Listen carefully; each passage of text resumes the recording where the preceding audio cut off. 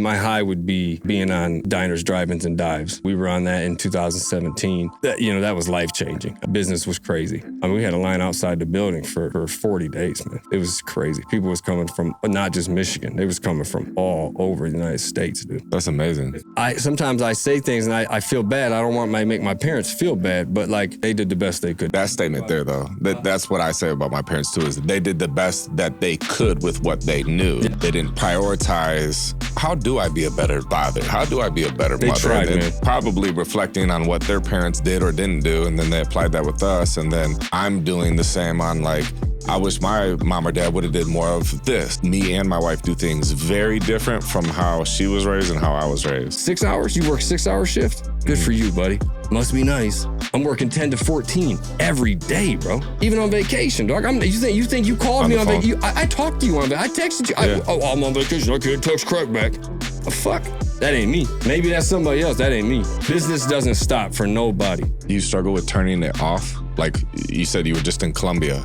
Did you turn it off? No, never. Why would you turn something off that's a gift? You said you're not always very happy, and I struggle with turning it off. Like we had went on spring break, my wife, my daughter, I worked really hard. I set like a financial goal, like I hit it. So it's supposed to be, go enjoy your fucking family for a week, turn it off. And I couldn't turn it off. It was bad. I've been there, and prison taught me to turn it the fuck off. Okay. And hopefully I don't have to go to prison, so I'm gonna learn from your advice right now. Give me the free game.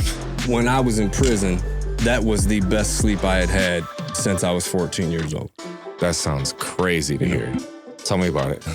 What's up, everyone? Welcome back to the Free Game with Crack podcast. Today, I'm here with Henry. He is the founder of Eastside Fish Fry and Grill and also Fortuo Cannabis. What's up, dog? I'm doing real good, man. Happy to be here, Crack. Happy to be here. Yeah. So, were you born in Lansing? Yep. Okay. 1985 in Lansing, Michigan. Went to Gunnisonville Elementary, which is like on the outskirts of DeWitt and Lansing, on the north side, DeWitt Township. And then I went to Sheridan Road. Then I went to Otto. Did you? Yeah. And then I went to Eastern High School. Graduated in 2003. Okay. I went to Holt. I graduated in 2006. Oh, okay. Yeah, so you got 3 years on me. Yeah. So one thing I like to do at the beginning of these podcasts is ask each guest, if you were to get into an Uber and then the Uber driver says, hey, what do you do? What would your answer be? Like, what do you do? As most as I can. I mean, when people ask me that a lot. Right? And you do a lot. That is my answer. I do as most as I can every day, right? Because I already had some time taken away from me, between the prison sentence and federal prison and jail time when I was younger, here and there. I don't got no more time to give up, So people ask me that, and that's what I say. If you ask me, like, what does that mean?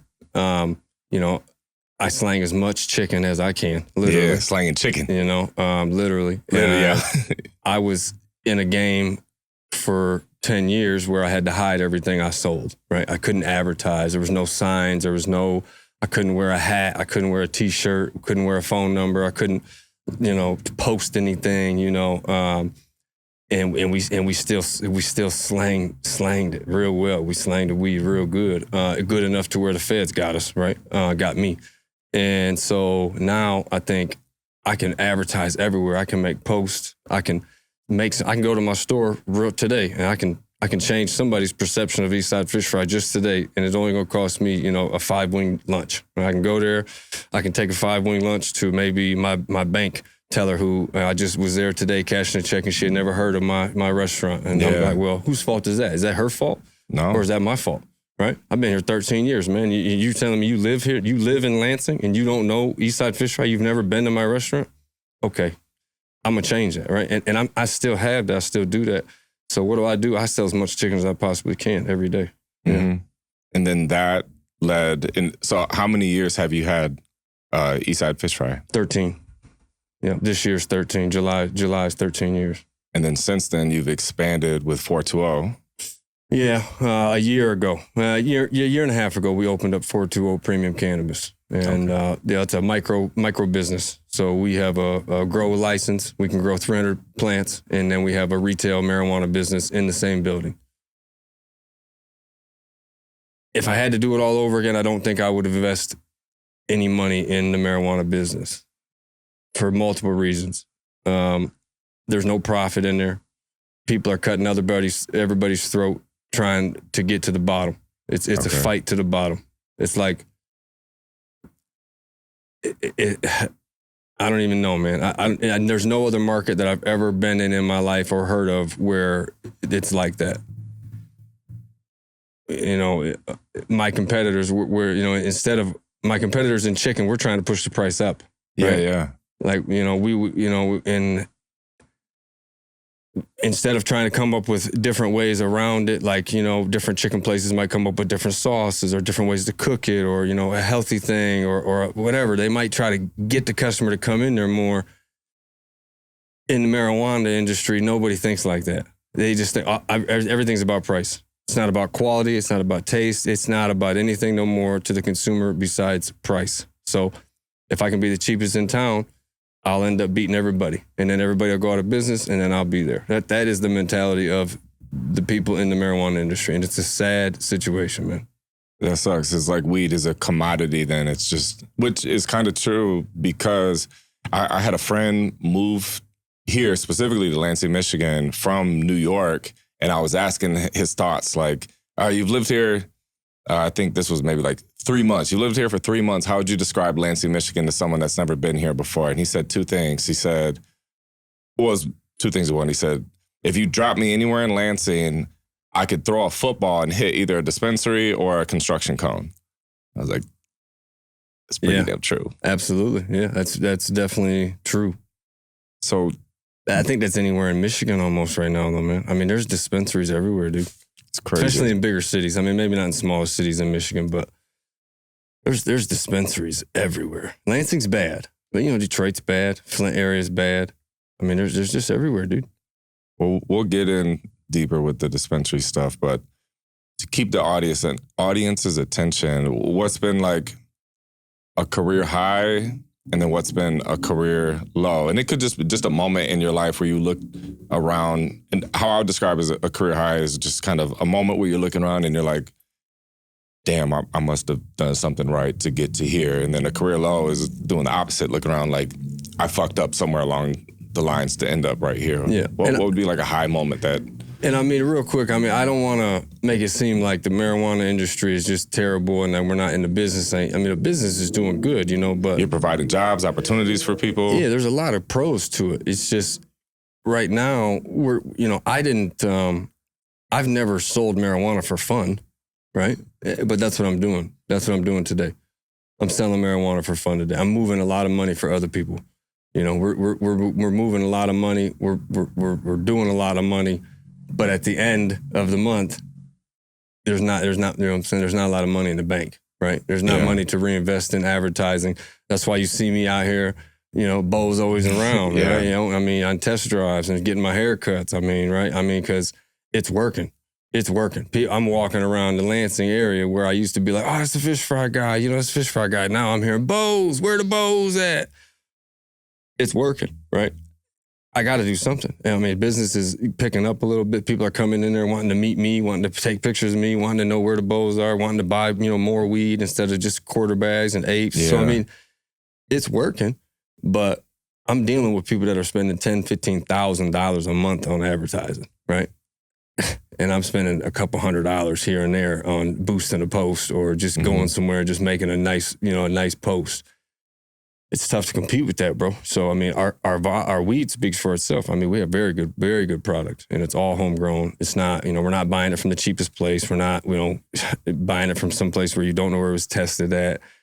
You know, where everything that we get in our product is right there in our store. And so people are starting to know that. People are starting to taste the difference. People are starting to see the difference and, you know, feel the difference. And it's just going to take time, man. You know, it's going to take a little bit of time, but we're moving a lot of money. We're doing good. The numbers are there. It's just find ways to get more profit. You know, you have, you know, even 1% of 100,000 is not a terrible amount. 3%, 5%. You know what I mean? But you got to find it. You have to get those little percentages. So it seems like more now than ever, the personal brand of the owner is important because, like you said, now people are coming in looking for you. And I would say it's the same thing here at the crack house. It's, you know, when people see me, it's cool for them. And it's cool for me as well. But yeah, like, it seems like you don't or didn't go that route with the fish fry. I know that so many people talked about the food. It's always the food, but I didn't see you doing, not like crazy publicity stunts, but like you doing Bows Always Around. That's the influencer, content creator, marketing mindset guy. Had you done stuff like that with the fish fry in the past? So I've learned a lot of social media since the beginning of the fish fry. You know, the beginning of the fish fry started 13 years ago. I wasn't even, I had just got out of prison. I started the fish fry while I was getting out of prison. You know, like it began while I was in prison. So that's another story. I want to talk about that. So, you know, me learning social media has really only been, and I'm not saying I shouldn't say I'm good, but I've been getting a lot better in the last like 2 years. Yeah. We had a crazy push. My high would be, you know, being on diners, drive-ins, and dives for sure. Oh yeah, what's the guy's name? Guy Fieri.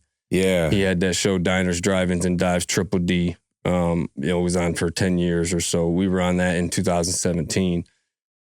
That was life-changing. How did it happen first? So I just got a call one day. From them. No, I got an email first, and then I called them. And when I called and I asked them that same question, you know, like, well, how'd you guys find out about it? What happened? So shows like that, they have emails that people send in, customers, you know, send in. And they said that they were coming to Lansing. You know, they were already planning to come to Lansing years ago, and they've been collecting emails. And when they finally got around to coming here, they had got a lot of emails about us, you know, and a lot of other, like 10 other places that they were thinking about. They ended up only coming to 3 or 4. And we were one of them. So they said, we're doing a process of elimination. And I probably did 80 emails with them, man. I mean, they just wanted something simple, right? Maybe a picture of me, maybe a picture of a menu, you know, with a picture of the store. Then they wanted, you know, videos of me, you know, talking about this or talking about that or answering their questions on video. Or then they wanted videos of me and my employees. Then they wanted pictures of the kitchen. Dang. Every email got a little bit more intrusive, right? Yeah. And yeah, for real. And you know, then they wanted ingredients, you know, and then they wanted recipes, you know. And then one day they called me, and I was in karate class with my kids, and they called me, and I knew it was the number. And so I stopped in the middle of the class, and they were like, you know, we're going to be there in 2 weeks. We need you to don't tell anybody. We need you to shut down for 2 days. You can't tell anybody. You just got to shut down, you know, for 2 days. And we're going to be there filming. And they were there for like 18 hours, dude, 9 hours per day. It was crazy. Yeah. Yeah. And that was life-changing. I had like 8 or 9 employees right then, less than 10 employees. I had an 8-foot hood, you know, in the back of the kitchen. 8-foot hood is like, you know, the kitchen hood where all the fryers have to be under the hood so that if a fire, it sucks everything out. Okay, gotcha. I had 8-foot. When that show happened, and we opened back up, and you know, like we told everybody, it went crazy. Business was crazy. We had to shut down for a week. I had to get a whole new height. I got a 20-foot hood. I put a walk-in cooler in. I got 20 employees now, 20 to 22 employees pretty much all the time. And 80% of them are typically felons or on probation. And why is that? Why do you choose to provide jobs and opportunities for felons? Man, there's so many answers to that, Crack. The one that everybody wants to hear is because it's me, right? I'm hiring my people. I'm hiring people like myself. I remember when I got out of prison, and the parole officer said, you know, you got to get a job, and you can't work for yourself. You can't work for your family. That's stupid. Well, no, it's not. It's not stupid. Okay. Not if you want to keep me in the system. It's not stupid. Yeah. Yeah. I mean, think about it. I mean, it's smart for them. Exactly. Stupid for you. Exactly. Which is smart for the system. Yeah. It's their system. It's not my system. It's their system. So they're trying to keep me in it, and I'm trying to get out of it. So, right? True. I just wanted to make that point. You know, like, it's not stupid. Smart if you are against me. You know what I'm saying? So I think once What was I saying? I got lost The track there. system, Sorry. getting out, and then you had to get a job. You couldn't work for The yourself. probation officer told me to get a job. Oh, I couldn't get one, bro. I mean, think about it. I just did 4 years in prison, 3.5 years in federal prison. Okay, and before that, I was selling lots of weed. You know what I'm saying? I didn't need a job for a long time, so I had no work history. Yeah. I had no work history. I didn't have a diploma. I got a GED. Mm-hmm. So like I had nothing paper-wise. I mean, I can't come in here and say, well, you know, I've ran a multi-million-dollar marijuana business and went to federal prison for it, you know. Yeah. They wouldn't care that, you know what I'm saying? There's no way to prove that. So I couldn't get a job. I had one building, which is the building where the fish fries at, that wasn't took by the feds and that, you know, I could still use. And people that were running the store in it while I was gone, they had went out of business. What was it? It was a party store, dollar store type thing. And they had like a sub shop in it. And so I couldn't get a job. And now, you know, fast forward, you know, why I started the fish fry is because when I got out, you know, I needed a place to go to work. And so, you know, we had people, some of this stuff I can't really say on here, man. But, you know, because you can't start a business while you're in federal prison, you know? So I didn't do that. But it was ready for me to go when I got out of federal prison. And so I had somewhere to go. But, you know, I was on house arrest. So it was either there or my house. Like I couldn't be out in public for like 6 months. So all my friends and people that hadn't seen me for a while, they would come hang out with me there. Or there was remnants left of, it was a cell phone shop. Is what we had open. It was a little cell phone shop that was open that I was working at. Okay. That where it's at now. It was a little, it ain't even there no more. And then we went to a barbershop. I was there working at the cell phone shop to get out of the house, you know, so I could go there. But while I was there, I was running the fish fry, getting the fish fry going and started. Once I got off parole, you know, we really got it going. And then that's when the EBT card came. We got licensed for the EBT card. That changed the game a lot. You know, we were doing really good in that, $350,000 a year in EBT sales. And then the sale, that stopped in 2016 when the new president came on.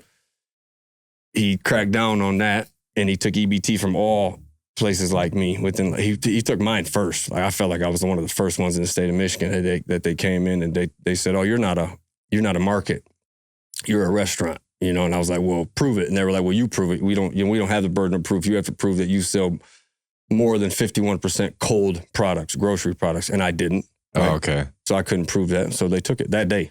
I lost $350,000 a year in sales that day. Damn. Mm-hmm. And that was in 2016, the end of 2015. By 2017, fast forward to where Guy Fieri came, we were struggling, bro. Like we did really good. You know, EBT really helped us out, you know, just created sales, you know, daily sales that could help us push, you know. When they took that, bro, but everybody else kept it. Our competitor over here on MLK, they didn't get taken from yet. They did like a year or so later. Okay. Our other competitor, they also didn't get took from. They took mine for like a year. Nobody else's. It hurt us, man, a lot. You know, it's like, think about it. You had the same thing that everybody else did, but now this guy can take a certain credit card and this guy can too, and everybody else can, but not you. Yeah. It's going to hurt, you know, and it did. I was probably, I don't know. I was probably 40 grand deep, you know, at that time. Like I was paying the payroll. Yeah. Not Fish Fry. Henry was paying payroll. Yeah, but definitely been there. Yeah. And then with that show came, bro. And I kept it together because I was like, if anything's going to bring us back, this is going to bring us back. Real quick, if you didn't know, I offer a very limited amount of one-on-one calls. Whether you're feeling stuck or you just want personal help, go to crackhousestudios.com/call. Talk to you soon. Back to the video. You know, and I had already been talking to the state and they were like, well, the sweeps are going on, you know, like we're going to take everybody's. And I'm like, all right, well, at time, I just got to wait. You know what I'm saying? That's, you know, eventually it's going to be a fair playing field. So when Guy came and we had a line, we had a line outside the building for 40 days, man, 40 to 50 days. It was crazy. People was coming from not just Michigan. They was coming from all over the United States, dude.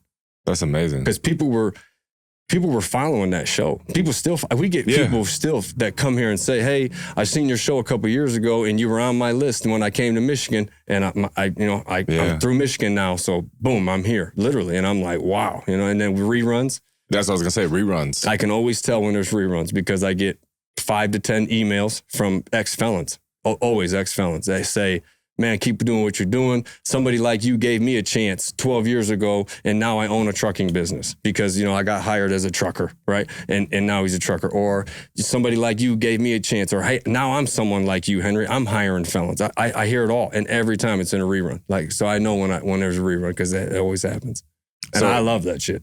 As far as the hiring felons, would you say that you notice? Because when you got out, did you have a chip on your shoulder of like, okay, I've lost out on this much time.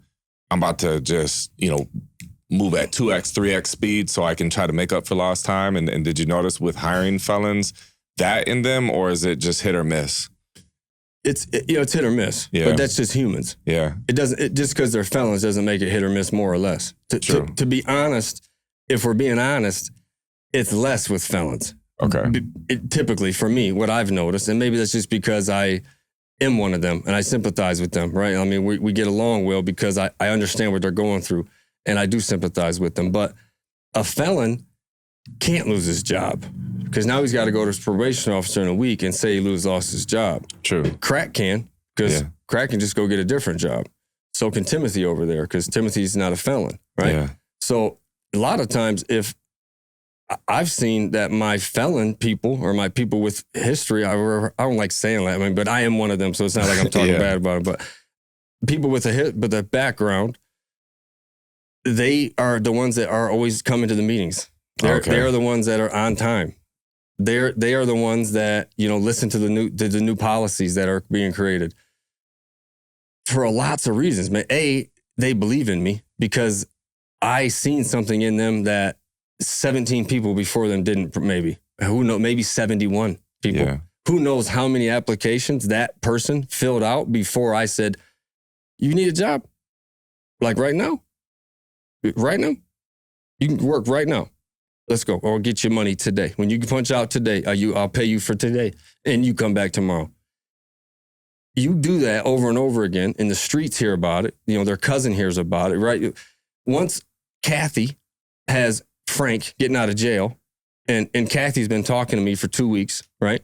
And I told her, Kathy, don't worry about it. You send Frank to see me. He interviews well, I'll give him a job. And then Frank leaves and calls Kathy and says, Kathy, I start tomorrow. That right there, bro. Yeah. That's why I didn't have to say bulls are always around, homie. Yeah. That's why I didn't have to scream chicken. Yeah. Right? Because I was touching Kathy, Frank, and their kids. Everybody was hearing about that guy gave daddy a job. That guy kept mommy out of jail. Mm-hmm. You see what I'm saying? It wasn't just a paycheck, bro. I think it's a testament how people talk about you when you're not around. And so you don't know this, but Solo, when I met him, how he speaks about you when you're not around, not even knowing, I'm saying this to Crack, and then Crack's going to go, no, he thinks the world of you. And he's mentioned specific things that you've done for him that like a boss just doesn't do shit like this. Like this is like a real person. Boss does though. Yeah. A real boss does though. 'Cause see, a real boss, I was taught that a real boss, if I'm walking around with my homies, I might be the real boss, right? But you shouldn't know that. Maybe when you start talking to me, maybe, right? Maybe because we got, we're saying my mentality might be a little bit different. But if we're just walking and I'm just with my homies, you're not going to know that I'm the guy. You shouldn't know that. Yeah. You shouldn't know that because it goes back to when I was raised on a farm. Okay. I was raised in Lansing, but every weekend we went up north to Shepherd to a dairy farm because my grandpa owned a big dairy farm. So we would go back up there and the grandkids would have to work, to give the uncles and the aunts some fucking time off, Okay. And we would hire, I learned a lot up there, man. I learned, how to work hard, but I learned a lot about humans, man, just being empathetic and sympathetic. My grandpa would hire a lot of immigrants, people that they would just be day workers, what I'm saying? They would just need to fucking work for that week or that day, and they would work their fucking ass off, man. A lot of times it would be a joke in the family because we hired this immigrant or that immigrant or this family. It'd be like, well, fuck, we better work harder. We got to work harder this week because, you know what I'm saying? We hired that family and they're going to kick ass this week. Yeah. And so I learned that. I learned that it doesn't matter what color of skin you are, a motherfucker can outwork you real fucking quick, you know? Yeah. It's the determination. It's what's inside of them and what they need and what's behind them and what's pushing them that is the determining factor, I think, and who's going to work harder. But the simple thing of when my grandpa ate, if he had immigrants there, if he had people that were day workers, he knew they didn't have no money for no food. They didn't bring lunch. You know what I'm saying? They brought themselves, maybe their kids, you know what I'm saying? Whoever they could that was working age that could work. And that's what they brought. Okay. They had no fucking drinks. They had no food. They had no nothing. Every time my grandpa knew that he would always bring food. And whatever he was eating, he would make sure they were eating. He wouldn't bring a sandwich for himself and fucking soup for the workers. If he brought a sandwich for himself, he's making 6 sandwiches for the 6 workers, right? Yeah. I think it's a testament. If you talk to all of my employees, I think they're going to tell you something like that. They're going to say, Henry doesn't treat me differently because I'm a dishwasher. He doesn't treat me differently because I'm a head cook. He doesn't treat me differently. I treat them all the same, just as a fucking friend, as an amigo. You know, like you're helping me live my life. I'm helping you live yours. We're a team here, right? And I appreciate you telling me that. And Dino YNS, he's been through a lot of shit in his life. A lot of bad things have happened to him out of his control. And a lot of those bad things were brought on to him by people close to him. And he still to this day treats them with empathy and sympathy and love. And sometimes to a fault, but he's a good fucking dude, man. Good dude, man. Let me get some business advice from you. So did you have prior business entrepreneur besides like hustling, but like with a team and running a team or managing a team and hiring people in roles? Like, how the hell did you prepare for that when you opened up the fish fry? So, I mean, I don't know if you have any history in like, selling drugs or whatnot, but when you started it off, you said, well, I don't mean like in that, right? But I had employees, I had training. So there's levels to this because I did, but I never made it past employee. It was just me. Yeah. I mean, Craig, we had, when we would, we would get the loads in, right? We had, that's why I had to buy houses, right? Because we would buy houses and then we would have rentals where they would be, I never bought single families. I always bought like multi-units. So I buy this empty multi-unit, right? Neighbors think it's just an empty unit. They're used to just bullshit, emptiness. So when I come in, I can rent one unit. You don't know it's mine, right? You work for me. You just buy pounds of weed from me. You don't know me like that. I tell you to come to my apartment. You come to my apartment, number A, right? But B is where I got all the dope at. B is where I got all the weed at. C is where I got all the money at, right? And D is where I rest my head at. But we're meeting in A. So you come, we meet. If you are the police and they come back, that because you're going to leave and they're going to come, they're going to want to get everything that's there. What's there? Nothing. Yeah. You don't know about B, C, and D, do you? No. No. You have no idea. So, but I got 7 of them. I got 7 A's, I got 7 B's and 7 D's and 7 C's. See what I'm saying? Yeah. So, and each one of them had an employee. Each one of them had a guy that knew.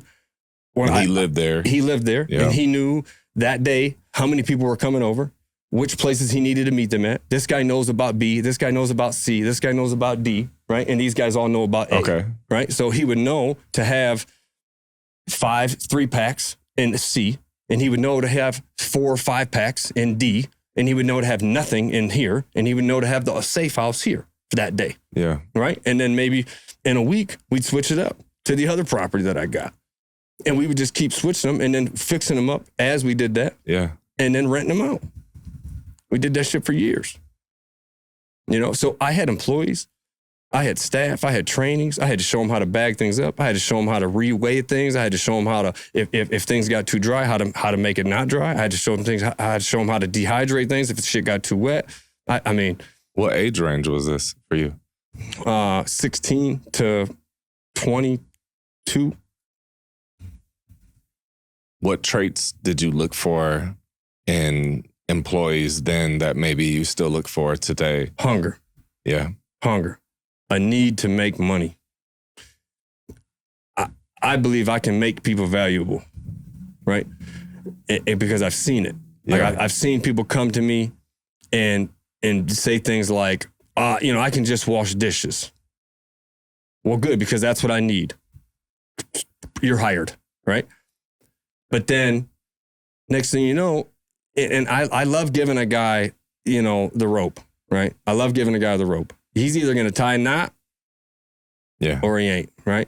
And I think we know what he's going to do if you don't tie a knot, right? And so I love giving it. I think the faster, sometimes business owners don't give the rope fast enough. Okay. Quit wasting your fucking time, like say here.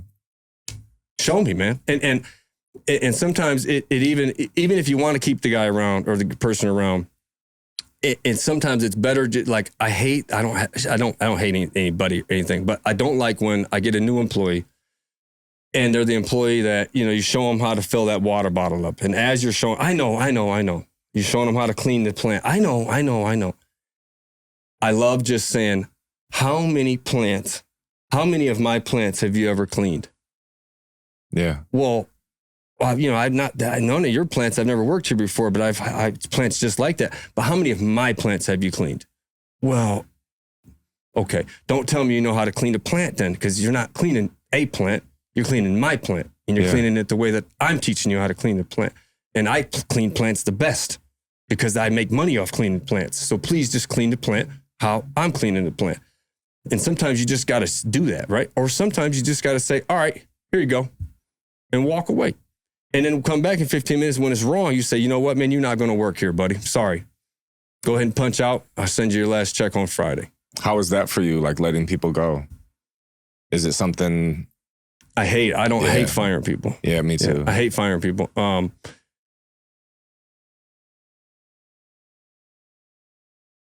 Though I typically usually like to let them fire themselves, right? Sometimes you got to fire them, but I think a lot of times you can save an employee's job. Not too many times they're going to come back and crush it, but you might be able to take an employee who you thought had potential, but just didn't quite make it to that next promotion. But they're not, they're not coming into work. They're not doing anything bad. They're not going to be what you thought they were. And you can keep that employee by just letting them know that, by stop beating around the bush and making them think that they can be something that they're not, right? Again, put the rope in their hand, show them that they can't do it, or let them show you that they can do it. Let them surprise you. I think a lot of business people waste time by thinking, oh, well, what if they mess up? So what? If I would rather let them mess up a $20 situation than have them be in a position for a $200 situation or a $2,000 situation and fuck that up.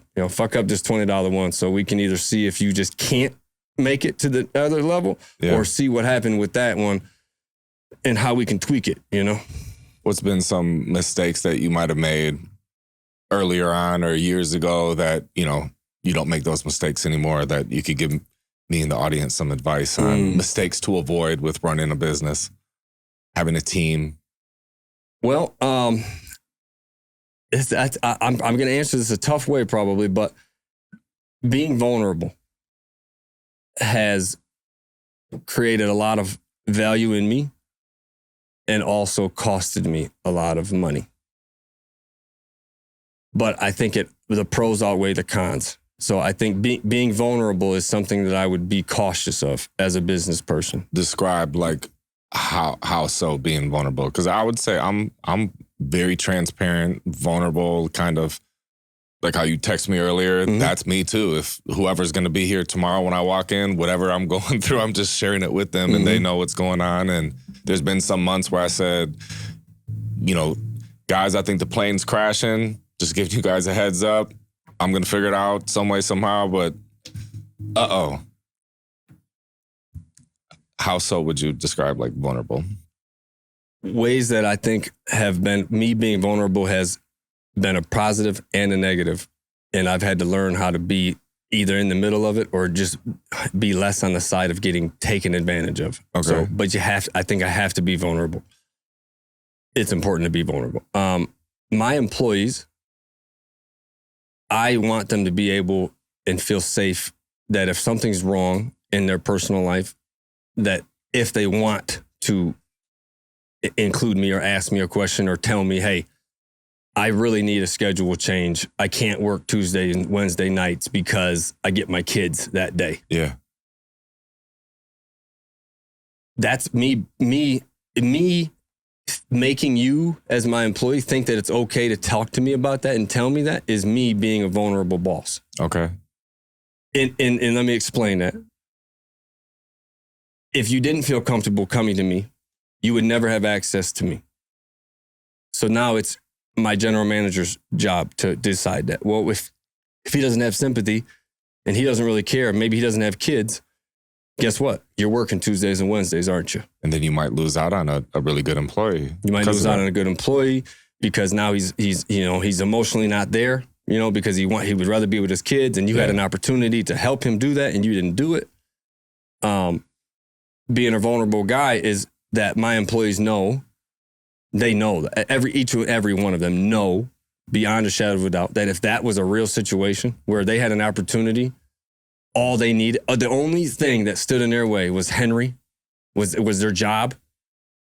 Without a shadow of a doubt, I could take any one of my employees and put them in a room alone with somebody and ask them, would Henry figure it out to where you could be with your kids those days? I would bat 10 for 10. Yeah. 100%. I wouldn't bat an eye. Even people I fired, they would never say that about me. That's being vulnerable.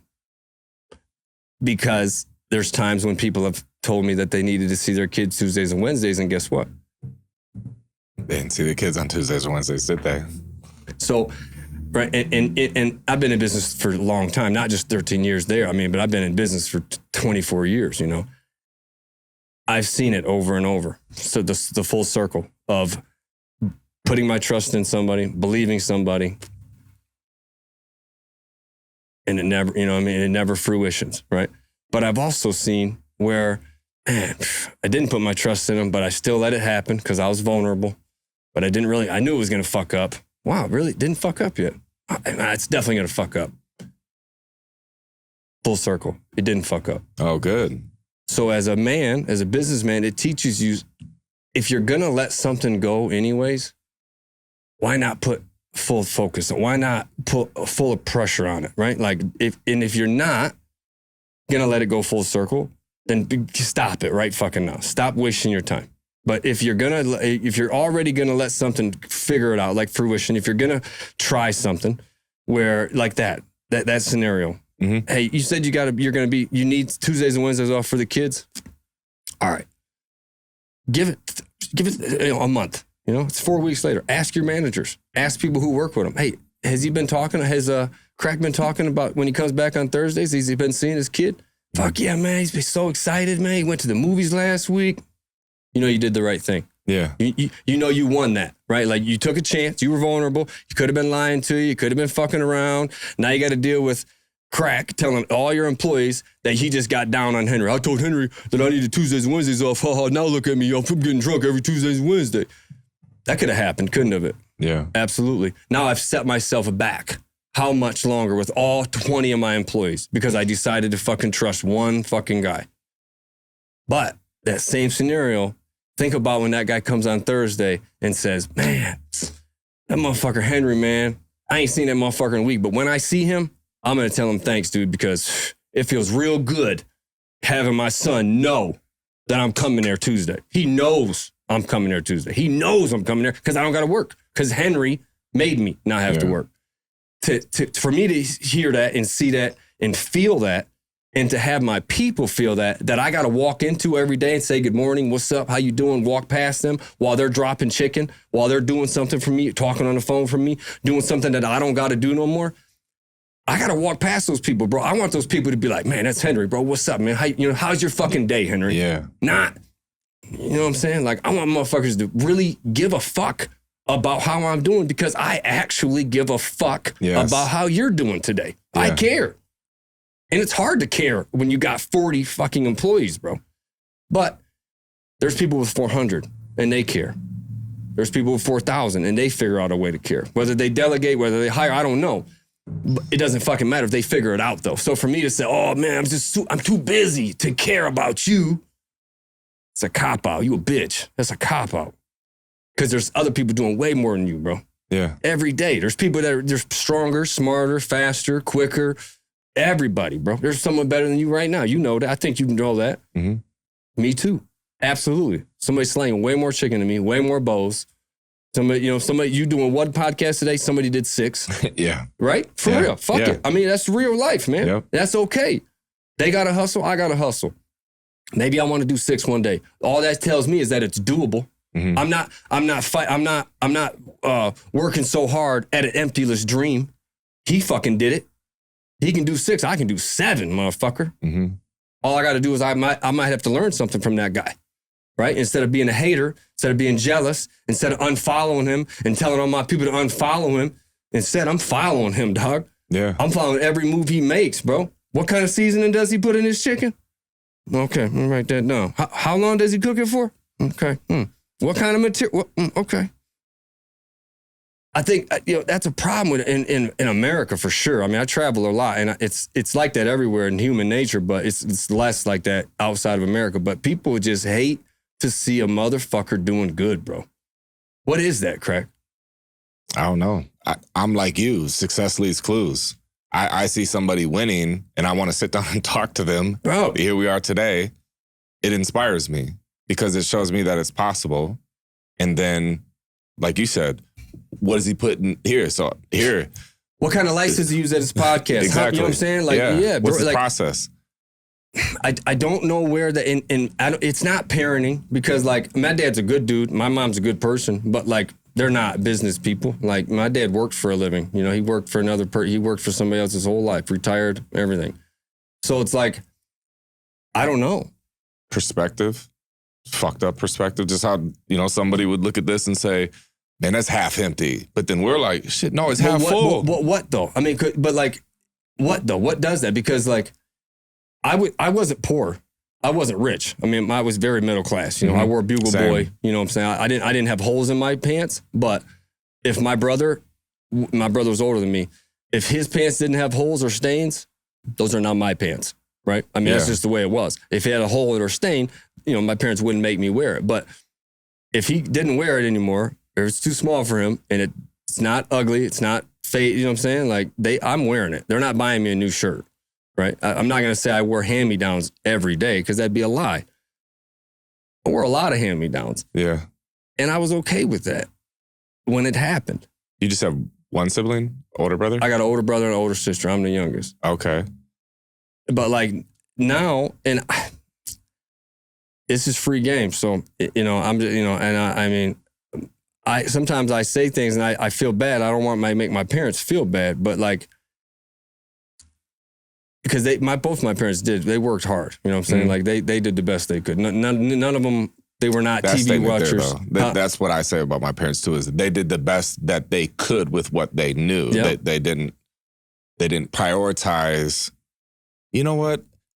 How do I be a better father? How do I be a better mother? Tried, man. It's like they just did what they knew, what their parents are probably reflecting on what their parents did or didn't do. And then they applied that with us. And then I'm doing the same on like, I wish my mom or dad would have did more of this. And so me and my wife, we do this. Yep. And, it's like fixing, not the generational curse, but like, I would say in our case, the apple fell far from the tree because me and my wife do things very different from how she was raised and how I was raised.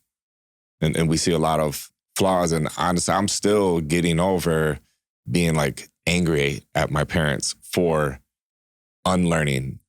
I would say that's the thing that I've had to do the most over these last few years is unlearn majority of the shit that I thought was right from growing up. And it's like, why did you think that? Well, there's a story in this book that I was reading 2 days ago, and this is like the perfect way to explain questioning shit. My mom said I used to drive her crazy because I would just ask why. You know, because I said so. Why? Well, because of this. Why? Like, it didn't check out with me. It didn't make sense.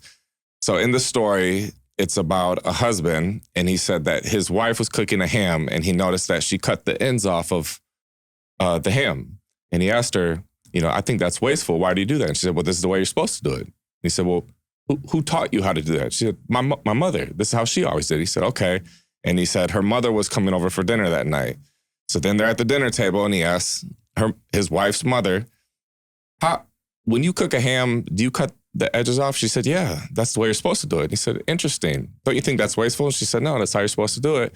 Who taught you how to do it? Well, my mother taught me. That's how she always did it. Okay. So he said, then they called the grandma, and they said, hey, when you cut a ham, why do you cut the edges off? She said, well, growing up, I just had a small pan, so I couldn't fit it in there, so I had to cut the edges off. So it just, light bulb, like fucking question shit and don't just listen. And so now, whether it's grilling a burger, and I'll think like, maybe I grilled a burger this way, I go to YouTube and look up like, what's the right way to grill a burger?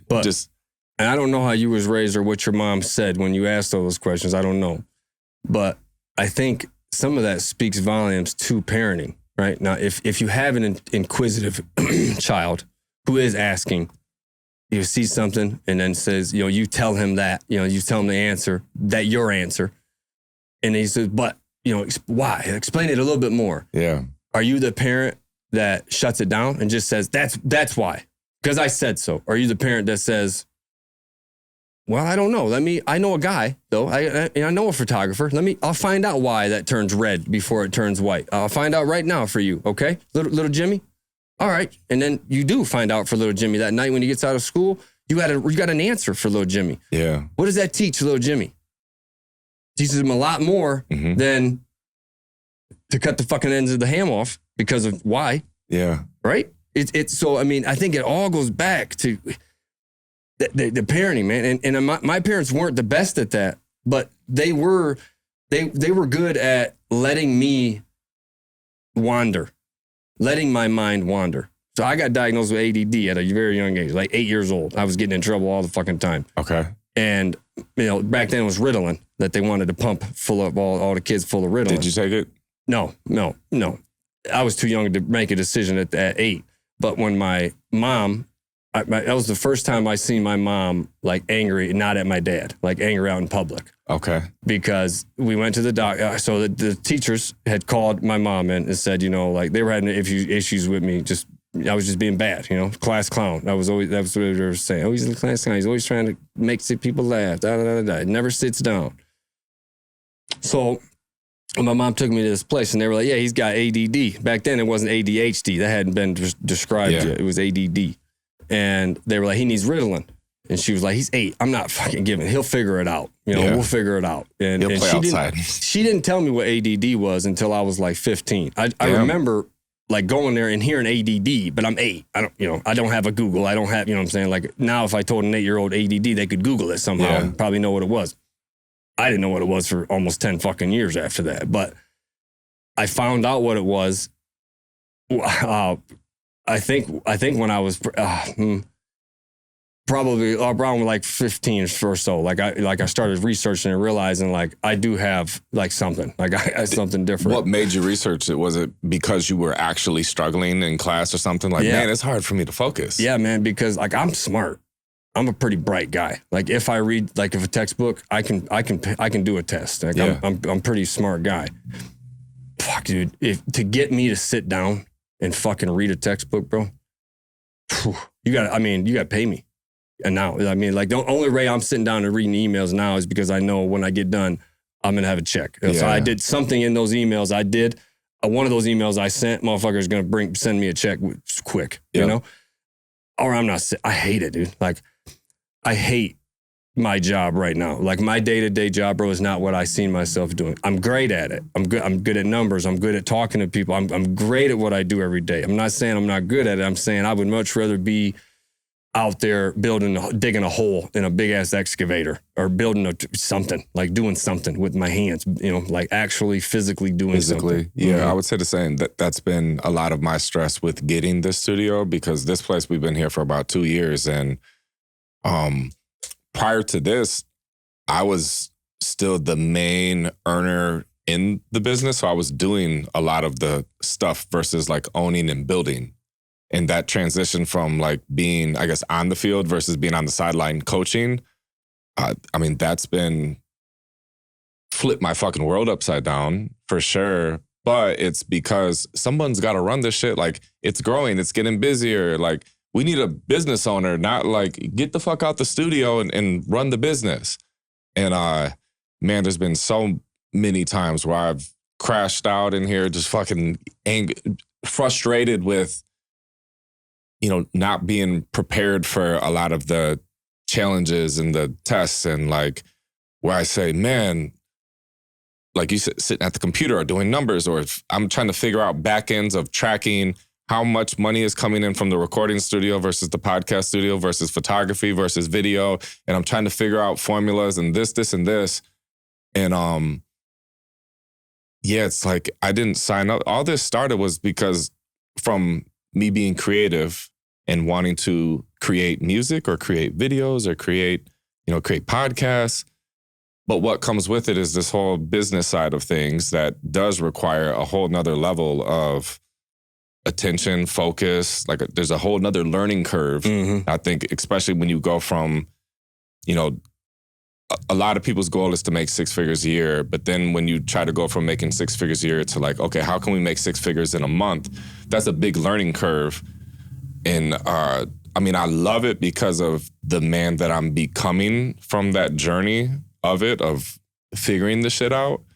But I would say it's not easy. And I can relate when you're saying like struggling with focus and thinking your day-to-day is not what you imagined. And I'm thinking of the people that think, Cracker, like, he's cool. You probably just make beats and have fun and chill with people in the studio all day, every day. It's like, bro, that is fun. That's like recess. For this shit to actually work and to make a living and to have a real company, it's a lot of the boring shit that you would never even sit there and fucking do. And that's the shit that I do all day, every day. It's the things that I don't talk about a lot because people wouldn't believe them. You know what I ate today for lunch, bro? Present day, what did you eat for lunch? 9 out of 10 people that watch this are not going to believe it. But because I just got back from Colombia last night at like 3 a.m. Subtle flex, that's awesome. You know what I'm saying? I want to go there literally, soon. I got back. So I fell asleep late. By the time I got home, you know what I'm saying, checked on the dogs, blah, blah, blah. Got the house sitter out of the house, went to bed. It was 4:30 or so. I slept later than normal, okay? Mm-hmm. So I woke up at like 12:30. I had emails and shit. I didn't get out of the house until I got a personal phone call that was not the best. Yeah. And, that flipped my whole day kind of upside down, You're probably still thinking about it right now. Absolutely, 100%. Yeah. But I'm still here, right? Like they can't teach you. Where can you teach that in a textbook? To where I had the macaroni and cheese that you put that it comes in a cup. So it's like microwave cup, yeah. You rip the top off, take the thing out, put the water in, microwave it, and then put the shit in and mix it up. Yeah. I had that and a bag of chips, man. A little bag of chips that my daughter has for lunches, for her lunches, for school. I had one of those, okay? That's what I had. That's what I've eaten today. Mm-hmm. That's it. Did I make an excuse not to come here? Am I in a bad mood? Am I letting what would flip a lot of men's world upside down, not have me here, making my money, doing what I'm supposed to be doing? No, man. I'm not making excuses. I'm going to deal with it. I'm going to deal with it, bro. I'm going to deal with it today. If it takes 3, 4, 6, 7 in the morning, if it takes me no sleep tonight, I've been there, bro. That's the difference between me and a lot of people. I've had to work all night. I've had to bust the pounds down literally until we couldn't bust them down no more because, bro, the fucking police are coming. Yeah, we got to get the fuck out of here right now, buddy. I don't give a fuck how tired you are. I don't give a fuck. I don't care. We owe somebody $500,000 and they want their fucking money now. So get the fuck off the video game and let's go bag up. Let's go do this. Mhm. The pounds are ready. Like, if you haven't been there, I get it why you can't work more than 8 hours. But when my employees cry to me about a 30-hour work week, Craig, if there was 30 hours in a day, I would do it. Mm-hmm. You know what I'm saying? So it's like, I don't know, man. I don't know where people lose it, you know? And I think a lot of it's parenting though, man. A lot of it's parenting. I mean, you say you had to unteach yourself, untaught. I guess I don't look at it like that, but that's a good way of looking at it. I use those moments as motivation and teachings to teach those to my kids. Like, yeah. My parents were very middle class. You know, the house that I grew up in, my parents still live in. We never moved up, we never moved down. We were just, you know what I'm saying? They still live there. Damn. I never really seen bigger houses growing up, you know? Like my friends were neighbors, you know? Like I live in a different neighborhood now, and I live in a, decent house, nothing too big and fancy. But I do a lot of like caterings to like Tom Izzo's and like big fucking houses sometimes. Yeah. I always try to bring my kids to those houses, always. Because I'm daddy, they're young, right? And so they think, oh man, this, daddy's, big house, always bigger than some of these other houses. They might think daddy's right here, just top of the top. There's levels to this shit, dog. And you got to be a certain type of father to be able to say, and to be able to, I want my kid, if I think what I'm doing is good, I'm driving a nice car, I got money in my pocket, I got 2 businesses. If my son ain't doing better than me, whether it's financially or just happy in general, then I didn't raise a good son. He doesn't have to make more money than me. He doesn't have to do, it's happiness, man. I tell my kids all the time, bro, and I mean this shit, and I hope somebody learns from this. My kids have never heard from me, and they never will. The fish fry is for you. You have to run the fish fry. Yeah. The marijuana dispensary, I got that for you. You have to run that. Never. It's an option. Ever. Right? It's there if really last resort, really. I mean, that's mine, correct? Yeah. I built that. That's for me to invest into you. That's not for you to run it. If you become 18, 19 and you're like, man, I want to be a restaurateur. Cool, go to college, learn everything you can college-wise so that you could be a general manager of a restaurant, and then boom, you can be a general manager of mine for a couple of years, and then take it over. Cool. But don't do that just because of me. You know what I mean? Like, I don't want that. I want them to do something that they want to do. And if that's what they want to do, awesome. It's there for you. But I don't like when parents make their kids feel like, you got to do this, you got to do that. I don't want to do that, man. I just want them to be happy. Yeah. I'm not necessarily happy all the time, I mean, Same. I make decent money today, but there's days, Craig, I lose money, bro. I'm a businessman. I don't know about you. I don't know how successful you are, but I mean, I'm pretty successful. But there's days when, it just didn't line. If and maybe you don't really notice it, right? At the end of the month, you don't notice on Tuesday of last week you didn't make money. You might not notice it because the whole month you made money. But if you were to look through it, day to day, yeah, bro, there's days when I spend more money than I make. Same. I mean, it's just the way it is, bro. I mean, I spend between fish fry and Fortuo and labor payroll is about $70,000 a month. $70,000. How was it like working your way up to that though? Like, do you remember one of your first months of being, okay, I paid this much. Damn, this seems like a lot to me right now. Oh shit, okay, I'm gonna get used to it. And then eventually you had to pay more, and then that became the normal. Kind of what I was telling you before the podcast started with like my backstory with renting a studio. Prior to all this, I just had a room that I rented and it was this. And I remember even to get me to pay like $500 to rent a room to have a studio, it was a big deal, and they had to convince the shit out of me to even do it. And I was saying, I have a studio in my house. It's free. Why would I ever pay money to rent a place? Like, that's literally the words out of my mouth. Why would I ever do that? It's changed now. Your mentality's changed now. Oh, 100%. I would never in my life have a business in my house. Like, my home is my home. business is completely separate. I would never. But you wouldn't do it if you wouldn't do it. You wouldn't say that was the best way to do it. But I think you know that that's probably something that gives you an edge on the guy that their daddy said, oh, you want to go into music? You're 20, you went to college, but you don't want to be a teacher anymore, but you want to make music? Okay, here goes $100,000. Go buy a studio. Here you go, buddy. Good luck. Yep. I think you'd be a different crack-a-lack. Oh, yeah, for sure. You know, I'm not saying you wouldn't be successful. I don't think that. I think you would be successful. I don't know. But you know what I'm saying? Yeah. I mean, I'm giving you flowers. I'm not saying anything bad. I mean, like, I don't want you to, don't think that your struggle is not, you know what I mean? That was important. Absolutely. You know, that was important for you. That was important in your life, in your story to go through that, because you don't want to go back to that. I mean, I could hear it in your voice when you say, well, I won't never do that again. But you will. If you had to, you would, because you would know how to do it, and you could do it, and you could rebuild all over again if you needed to, because you did it once, and you would know that you could do it again, bro. Mm-hmm. See what I'm saying? Like Troy over there, who got $100,000 gifted to him by his dad, something really bad happened, and maybe, you know, I don't know, maybe one of his big singers just did some crazy shit, and now, you know, he got to start all over again.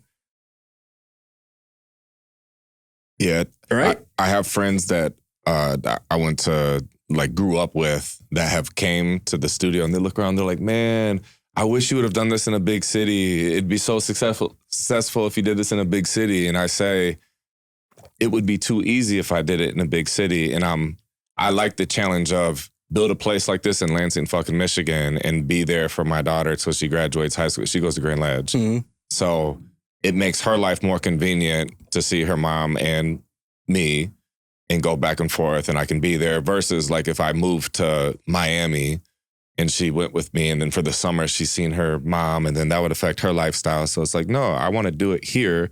This is where I'm from. I truly believe that I was chosen to build a place like this in Lansing. And so that's part of the joy that I embrace with it being hard. And also knowing how hard it is, very few people would endure what I have endured and will continue to endure to build it and see it all the way through. Agreed. I mean, it again, like, those are the things. Like, if there was an entrepreneur textbook, nobody would be an entrepreneur. I mean, if me and you were to sit down and they were to say, okay, teach somebody how to be an entrepreneur. Mm-hmm. By the time we were done writing that textbook, and we were like, all right, we're going to teach this course, and we tried, bro. If we really said the stories and set people up with the scenarios that they're going to have to deal with, and really tried to teach them what they're actually going to need, it'd be too hard. It'd be too long of a textbook. It'd be too long of a course. Some of that shit, bro, you just got to get thrown right in there, dude. I mean, I would have never thought that I could sell. You know, I think the first huge order that we had, I think we had like 2 fryers, bro. And I had went out to a football game, a kids football game, youth football game out over here by Everett. They play right there. I went out there with like a pan of chicken wings and some menus, right? Because I knew there was going to be a bunch of people there. So I just went out there. That's the hustle. You know what I'm saying? I love it. You know what I mean? I just went out there. And people were like, oh, what's that? And I had my shirt on, you know. And I was just, grab one, man. It's Eastside Fish Fry. It's my place, you know. I'm Henry. Boom, boom, boom. I just got out of prison. Come check me out, man. I'm struggling. I need to sell some chicken. Yeah. And I wasn't like, I needed it, man. Like, I fucking needed to sell chicken. You know what I'm saying? Like, I had invested everything I had left from what the feds did not fucking take, bro, into this place. And I had to make it happen. There was no, if it doesn't, I'll go to school. If it doesn't, I'll do, you know what I'm saying? Like, no, bro, I hadn't seen my son in 4 years. You know what I'm saying? I owed a lawyer like 10 grand, you know, like I'm trying, you know what I mean? I'm in the middle of the states trying to get my son back. I needed more money.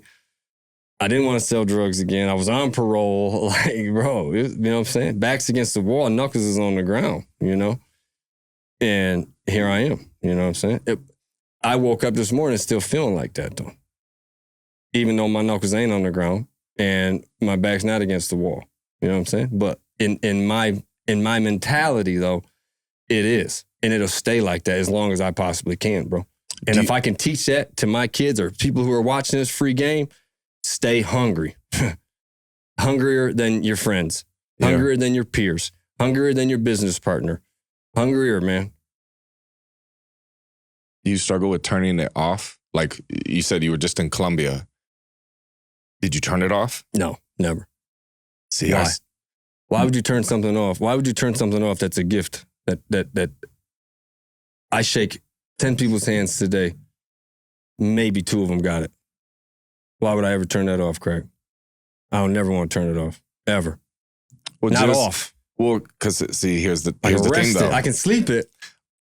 You said you're not always very happy, and I said I'm not always very happy. And again, I struggle with turning it off. Like we had went on spring break, my wife, my daughter. I worked really hard. I set like a financial goal that was bigger than what we normally have ever done, and like I hit it. So it's supposed to be go enjoy your fucking family for a week, turn it off, and I couldn't turn it off. Like after the 3rd day, I damn near, it was bad.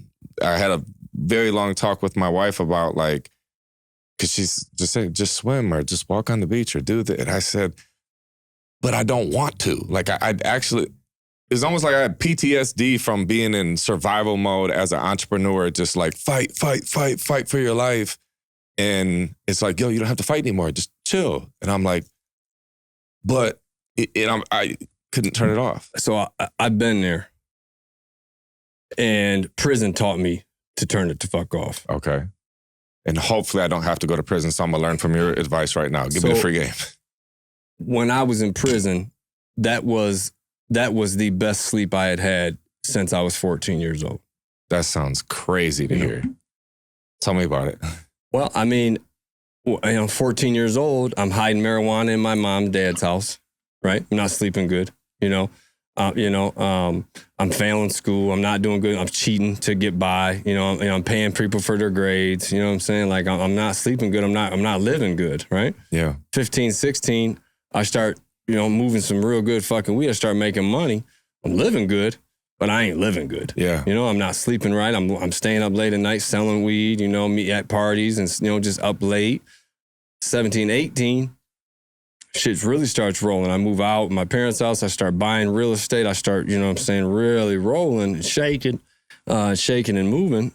Now I'm really not sleeping good. Now I think the feds are after me, and they were, to stick up kids, regular police, ex-girlfriends that, might have known about this place or that safe house or that house or, I'm not sleeping good at all, bro. I remember numerous times of being with my daughter's mom and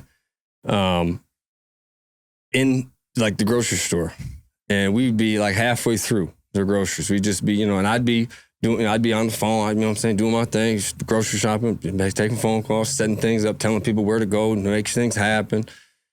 And I remember it happened twice, but I remember, man, this one fucking time I was in Myers, man. And we're pushing the cart, and I seen a motherfucker over in the grocery area, and he was talking, and he was acting real funny. Now back then I was smoking weed, I was smoking quite a bit of weed, and and so I was, and I'm sure I probably hadn't slept very good that day before. Who knows? Maybe not at all that night. Who fucking knows what I was doing?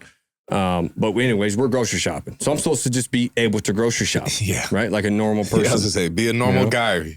Groceries. I got $200 worth of groceries in there. It's full. We're halfway done. I'm getting ready to go and check out. And I seen this fucking guy talking into his thing. And it's freaked me out. So then I tell my girl, and she starts looking around. Now, she don't smoke no weed. She doesn't understand that we got $500,000 worth of fucking shit that we owe somebody in Detroit for around us. She doesn't realize that. So she's not tripping like me. And I point the guy out. She's like, no, he's just fucking, no, I'm like, all right. And then I see another motherfucker by the door do the same fucking shit, just like talking into his shit, like this. I leave my fucking cart right there, bro. I grab her, we leave, That's the shit that I don't miss that. Yeah. Like I don't miss that whole day Like I went and got a hotel room in a different town. You know what I'm saying? I had to call all my people and have them move from, hey, take that out of D and put it in B.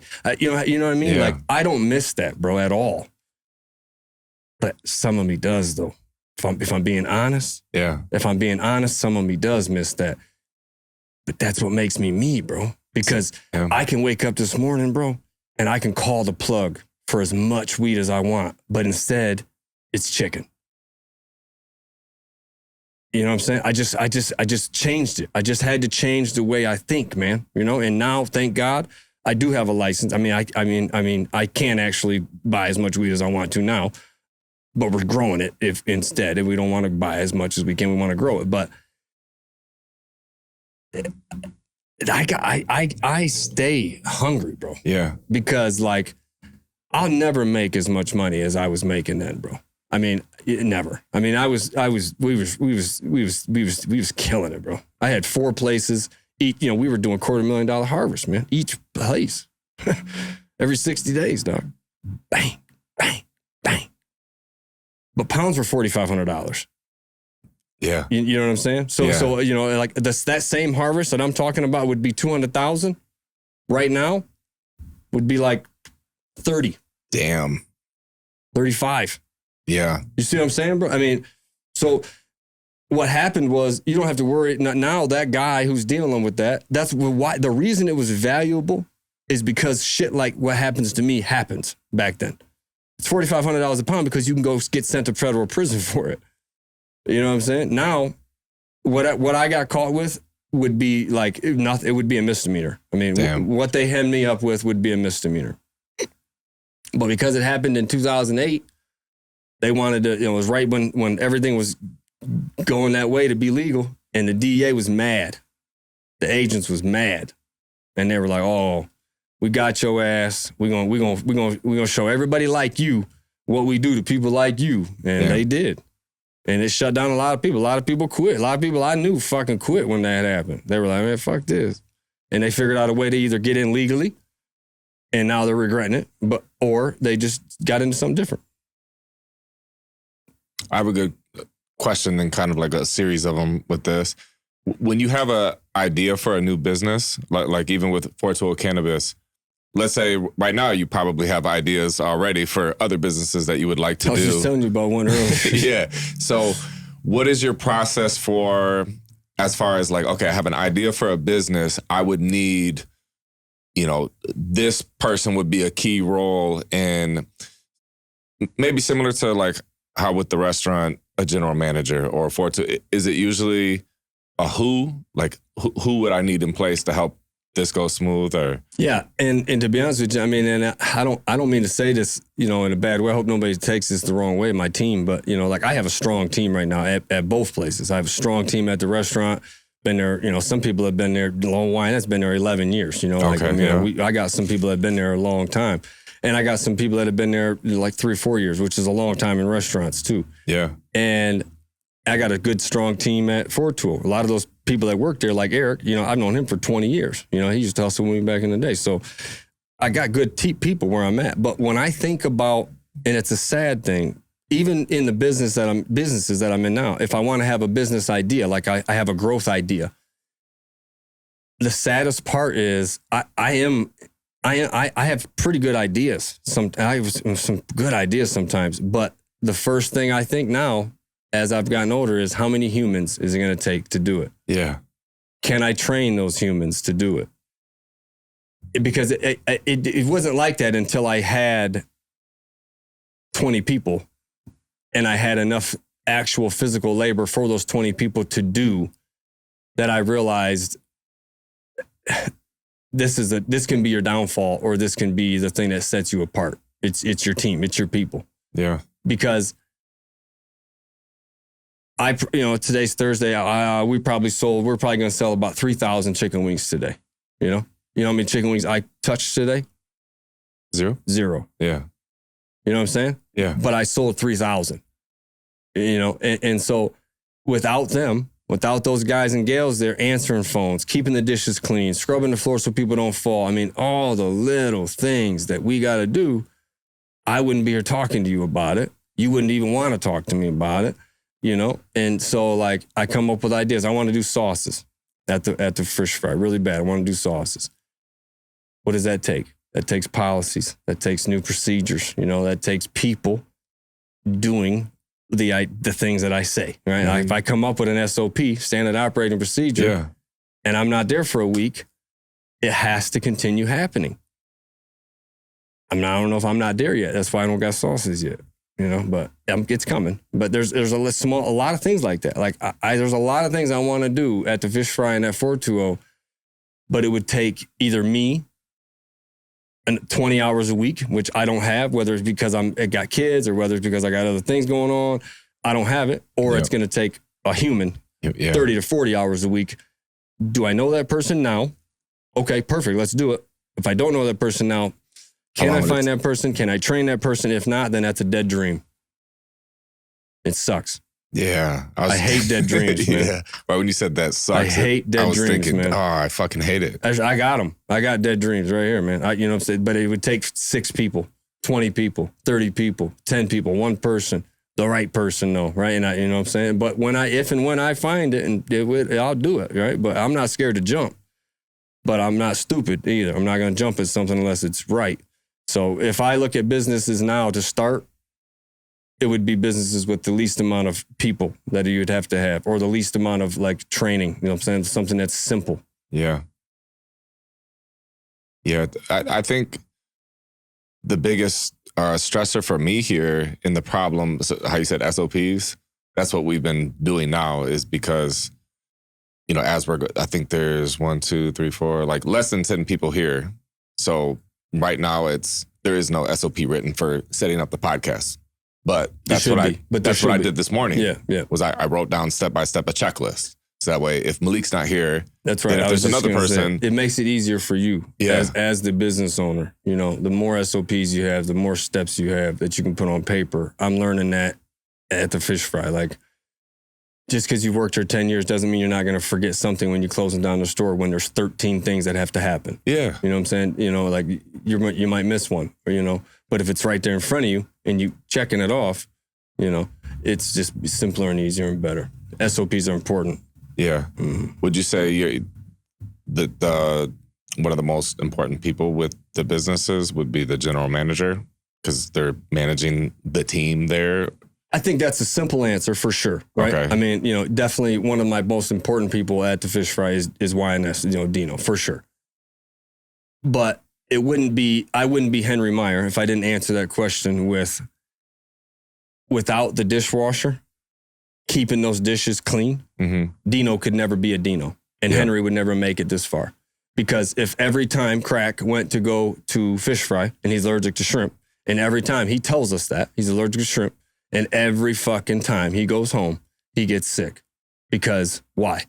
Because the guy washing dishes is putting the shrimp, he's not washing the shrimp well enough, and he's putting it over there, and we're using it for chicken. Crack's chicken touched the shrimp bowl, and now Crack's sick. Yeah. So yes, general manager are very important, 100%, you know? I could come up with reasons why they're more important than anybody else, yeah. But without a clean dish, what's a general manager? You know what I'm saying? Yeah. Without that light and without somebody telling you which light to use. Yeah. You know what I'm saying? You would be here with Malik would be holding the light right now. Yeah. You know what I'm saying? But you knew because of some reason that is better than having him hold the light. Mm-hmm. You know what I'm saying? And it takes a person though. I mean, you know, luckily that takes a stand, but Malik's here still doing his job, doing a great job. You know, you couldn't be doing it without him. How would you? Right. So team and roles, everyone plays their part. Without my team, I wouldn't be shit. Yeah. No doubt about it. But it wouldn't be right for me not to remember those first 2 years at Eastside Fish Fry when I didn't have a team, correct? Yeah, how was that? Like Eastside Fish Fry, how can I help you? All right, yep, okay, hold on 1 second. All right. Going up there, he's here cashing the guy. Beep, beep, fucking big beat timer's time. Hold on 1 second, I gotta go back there. That's what it was, bro. That's what it was. but I was thankful for every 2 customers that came in there in those days. Yeah. You know what I'm saying? After me sitting there for 12 hours, I was happy as fuck when the phone rang. You know, we hand wrote every order, bro, for 2 years. I learned how to write in regular at Eastside Fish Fry. I only knew how to write in cursive. So in school, back when they used to teach cursive, I stopped. Once I learned cursive, I stopped writing regular. And that was in like 6th grade. So since 6th grade, I hadn't wrote a regular letter. Yeah. All cursive, everything, okay? Fast forward to I get out of prison, I just wrote thousands of pages of fucking letters to my, people, in cursive. So I get out and I'm taking orders, bro, and I'm writing in cursive. Now, my handwriting is terrible. I got terrible, and it's even worse in cursive. You know what I'm saying? So I finally start hiring people, and I start putting the tickets up for them. They're like, Henry, what the fuck? What is that? Huh? So now I have to change. I can't write in cursive anymore. I realize, guys, I can't afford a POS. I can't afford a register system. So I change. I teach myself how to write irregular, but I can't quite teach myself how to write in regular little letters. So everything I write write down in handwriting is all capitals. Yeah, everything. That's a fact. That's a fact that not a lot of people know about Henry. It's either cursive or it's all capitals. All caps. Yep. How have you guys expanded like recently with your menu? Or kind of. We got Toast now. We got POS system. Toast. We got that. We got Toast 5 years ago. That's been a game changer. Yeah, because it can like organize. It tracks customers. It keeps loyalty. I can tell you everything you've ever ordered from my store off of whatever phone number you give me. I can give you credit. Like say you call and you're already at home. You realize we didn't give you the coleslaw. Yeah. Instead of having to write it down and keep it in some crazy book or forgetting about it, we can real time. We can check. We can say, oh shit, I'm looking at your coleslaw right now, Mr. Crack. I'm sorry. Boom. Put it back in the fridge. Don't waste. No waste. Right. Still good. Put it in the fridge. We give Crack, say it costs $4, we give Crack $8, double it. We give him an $8 credit under his phone number. So now all he's got to do when he calls in next time, just say, hey, I want this, da. My name's Mr. Crack. I should have a credit for $8. Oh, yep, you sure do. Yeah. You come in, your total's $30. It's only going to be 22. You know what I'm saying? Without me having to keep track, without me having to look in a book, those are the little things that Toast has helped us add as a company. Yep. It's expensive. I mean, I spent $500 a month on it. Yep. Ours is under $400, but I use Shopify. So every transaction. I used to use Shopify. Okay. Shopify was good, but it wasn't good for a restaurant. Okay. It'd probably be much better for you here. Yeah. Toast is only restaurants. You know what I'm saying? Like it's a POS system that is literally, you can't get it for anything else. Yeah. So it's nice. I've worked with businesses, helping them with their social media and their content that don't have any of those systems in place, or even some that are still like writing things down. Mm-hmm. And so it's hard for them to track where people have came from. And I was explaining like very hard. With ours, I can see this person came from Instagram and it took 17 days from them coming from Instagram to when they placed their first order. And then from then it had been 13 days since they placed another order. And I can see that they placed 17 orders over the last, I can see everything. Yeah. It's very nice. It helps me. I can do email marketing, like say, I'm like, oh man, I can see all my customers. I want to say who hasn't been here in 60 days. Mm-hmm. I can look that up and then I can send an email just to those people of something super cool. Like, man, $20, free $20. All you got to do is come into the store, please. Yeah. Right. It helps us. And having a website, I had seen something with one of your other podcast guys that you had on here. He was saying he just got a website, or he didn't have a website yet, or something. Me personally, I love my website. I don't think every business has to have it. With everything nowadays, with the way it is, I'm sure there's ways around it. But for us, a website is important. And I think if you had another restaurant, I would advise a website. Mm-hmm. I don't know about any other business, marijuana for sure too. Real estate, I own some real estate. I don't have a real estate website. But that's just because it's kind of my third thing. It's kind of in the back burner, and I don't need it for that. But I think if you're really into real estate, it's not a bad thing to have. Even if you just had, it's something that I've been thinking about personally. You can get a website for yourself for pretty cheap. I've been thinking about just having a Henry Meyer website. Mm-hmm. You know what I mean? Like where I can just put whatever I want to. I have a Crackalack website. And somebody completely wants separate. to, research me. Hey, you don't have to look all around Google. It's right here. I got I'll tell you a bunch of stuff about me right there, because I don't like saying it. But a lot of people do. You said it earlier. The business owner is important to the brand. Mm-hmm. I think especially in a local, smaller company, we're not big, we don't have 10 spots, right? Lansing needs to know me. Lansing needs to know what I'm doing in Lansing, and what I'm doing for Lansing. One thing I was talking to somebody who was trying to get me to some advertiser. I think it was either radio. I think it was radio or TV or something. And I'm like, how much is your plan? And it was like $2,500 a month. And I'm like, man, we don't have that kind of money. But I when they left, I was thinking in my mind as a businessman, I'm like, somebody's going to buy that. Yeah. Somebody's going to do that, and it's going to work for them. Some of them, they're going to get that money back. I'm like, how can I spend, around that much money, but less out of my pocket, but still get that type of touch, that type of, feelers out there. And what I've been doing, bro, is saying, okay, my advertising expenses are about $5,000 to $7,000 a year. I spend, if here, there, So about $500 a month, roughly. Mm-hmm. No. $5,000 to $7,000 a month. Oh, if I said a year, okay. I didn't mean that. Yeah. And it used to be like that out of cash, like pocket. Like I would have to send a check here. I have to send a check there for $1,000, check here for $500, check here for $750. I cut all of them in half that I was actually sending check. And some of them I just stopped. Yeah. I didn't do it anymore. But I said, okay, I'm going to save the company money. So if I'm spending 7, now we're only going to spend about 4 to 5. Okay. And about 2 of it's going to be on the cash things, the radios, things like that. But the other 2 I've been doing like real, like get out there and put the chicken in people's mouths. You all right? Because I believe in my product and my service. I believe that if I get the chicken or fish, something that you like to eat into your mouth that I made in my store, I think you're going to like it. If you like shrimp and I give you a piece of shrimp of mine, 9.5 people are going to like it.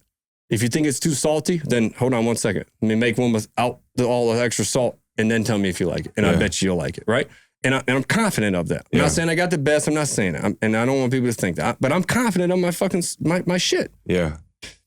So the more I can get out there and give you $200 worth of shrimp, and I know everybody in this room, I know everybody in this room loves shrimp. Everybody in this room loves shrimp. And you're telling me there's how many people here? 20? You got 20 humans, and they all are hungry. And you're going to allow me to come in here with shrimp, and they all like shrimp. I'm on my way. Yeah. With shrimp and business cards and menus. You know what I'm saying? Yeah. Yeah, so what? I'm going to give away 10 pounds of shrimp.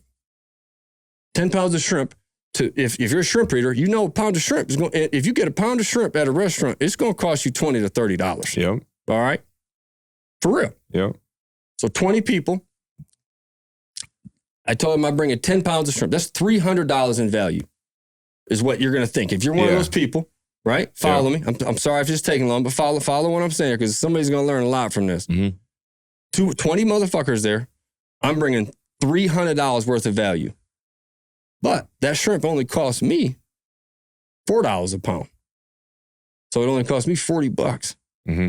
But I'm getting $300 in value of being able to say, hey, Crack, you ordered 10 pounds of shrimp.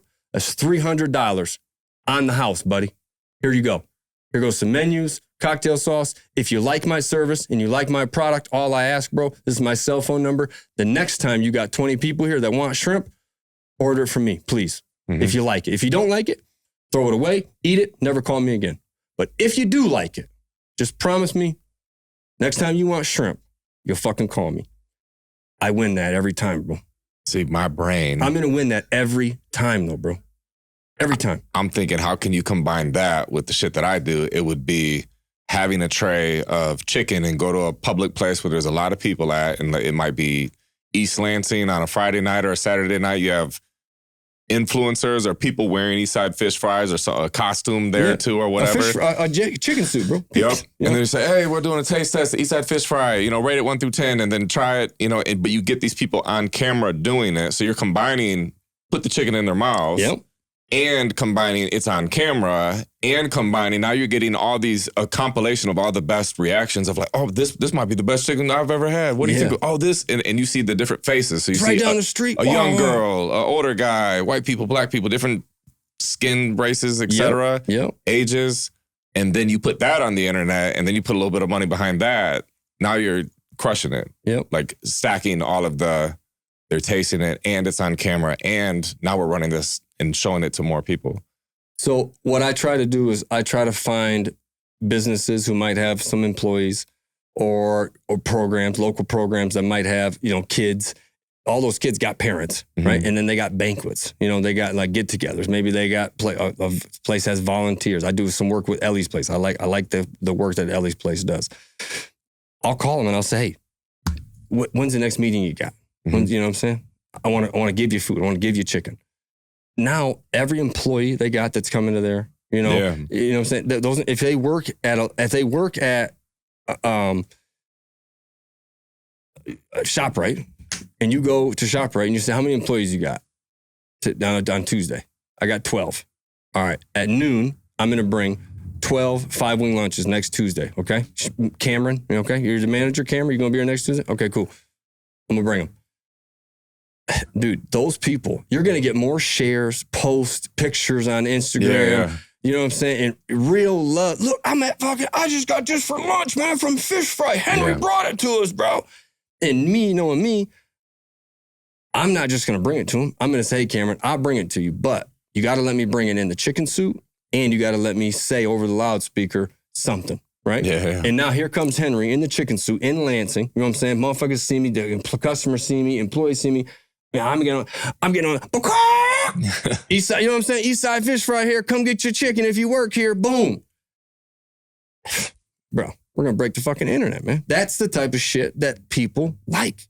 Now the community talks about that, dude. Yeah, it was an experience. It's like, oh, it wasn't just the food showed up. It was the food and the owner and the theatrics and the costume. And if I was to get in that type of reaction, if I was to hire, like a marketing place, how would you even compare apples to, you can't, right? Because that's real life. That's like, what do you call it? Grassroots or whatever.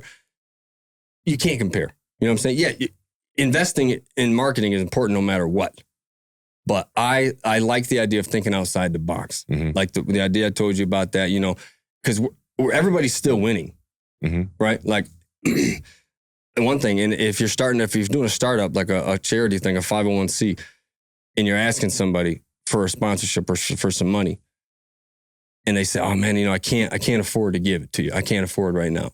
Ask them a different way. Say, what if you gave us gift certificates for your service, right? Like, man, Crack, say I come to you and you're like, man, I love your organization. I really want to help you, but we're tight right now. I don't have it.